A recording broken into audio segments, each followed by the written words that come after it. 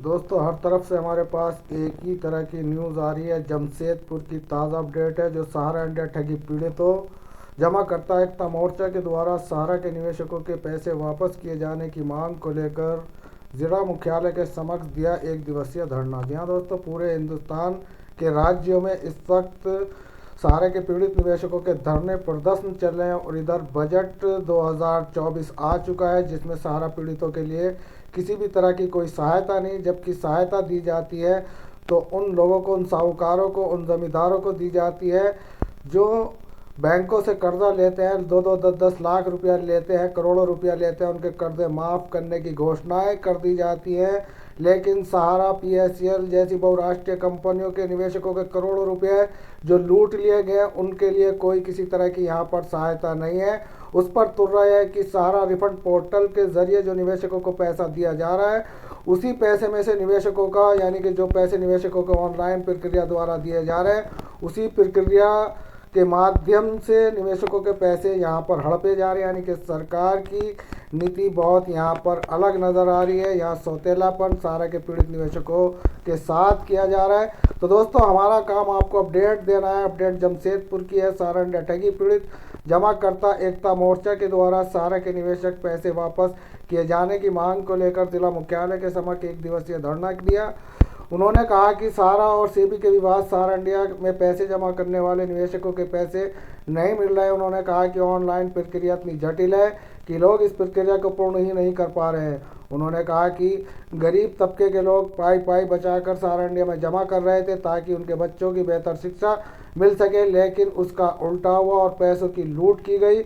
इसके खिलाफ उनके द्वारा आज सांकेतिक धरना किया गया। यानी कि यहाँ पर आज सांकेतिक धरना किया गया है। अगर केंद्र सरकार निवेशकों के पैसे जल्द से जल्द वापस नहीं करती है तो सभी सड़क पर उतरकर आंदोलन शुरू करेंगे। तो दोस्तों, जैसे कि आप जानते हैं कि इस वक्त सहारा के पीड़ित निवेशकों के हर राज्य में धरने प्रदर्शन चल रहे हैं और धरने प्रदर्शन का मुख्य कारण जो है वो यही है कि एक दशक से सहारा इंडिया के निवेशकों का पैसा यहाँ पर सेबी हड़प कर बैठी है। सहारा क्रेडिट कोऑपरेटिव सोसाइटी का पैसा तो ये अब देना शुरू किया है। एक दशक पहले की अगर बात करें तो सहारा रियल एस्टेट, सहारा हाउसिंग बोर्ड और क्यूसॉफ्ट जैसी कंपनियों का पैसा 25,000 करोड़ सेबी के पास है, लेकिन देने के नाम पर उनको कुछ नहीं अभी तक निवेशकों को दिया। वजह ये रही कि सहारा के द्वारा जो यहाँ पर कन्वर्ट किया गया, इस वजह से वहाँ पर सेबी के पास बॉन्ड नहीं पहुँच पाए, यानी कि वहाँ दावेदार नहीं पहुँच पाए और दावेदार न पहुँचने के कारण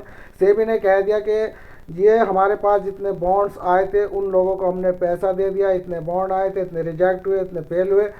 तो दोस्तों, 129 करोड़ रुपए देने का वादा करती है, 25,000 करोड़ रुपया एक दशक से पड़ा हुआ है। और बात करें सहारा क्रेडिट सोसाइटी की, तो सहारा क्रेडिट सोसाइटी का जो रिफंड किया जा रहा है वह सेबी के जो अकाउंट में अब से 10 साल पहले के पैसे पड़े हुए, उसमें से केवल मात्र 5,000 करोड़ रुपया निकाल कर सहारा निवेशकों को देने का एक प्रोग्राम बनाया है।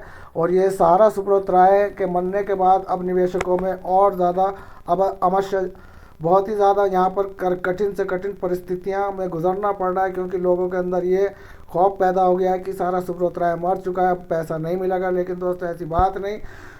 एक अभियुक्त के मरने से कोई मुकदमा खत्म नहीं होता। सहारा इंडिया के ऊपर जो मुकदमे चल रहे हैं, बातूस चल रहे हैं। आज भी एक हियरिंग थी जिसमें सपना राय और उनके जो और डायरेक्टर हैं उनके खिलाफ जो है वहाँ पर एफआईआर चल रही थी और उन एफआईआर के चलते वहाँ पर उन्हें अदालत में उपस्थित होना था, लेकिन 9 फरवरी की वहाँ पर हियरिंग लगा दी गई है। तो दोस्तों, ये सब मामले जो चल रहे हैं वो चलते रहेंगे, लेकिन सरकार की यहाँ पर जो इस वक्त हम देख रहे हैं वो एक नीति अलग है।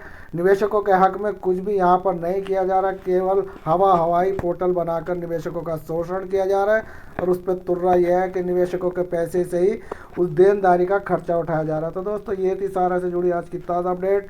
ऐसे अपडेट पाने के लिए हमारे चैनल को सब्सक्राइब करें, वीडियो को दोस्तों में शेयर करें। मिलते हैं फिर किसी नई ताज़ा अपडेट के साथ। तब तक के लिए आचार्य युवराज खान को दे इजाज़त। धन्यवाद। जय हिंद, जय भारत। साइनारा दोस्तों।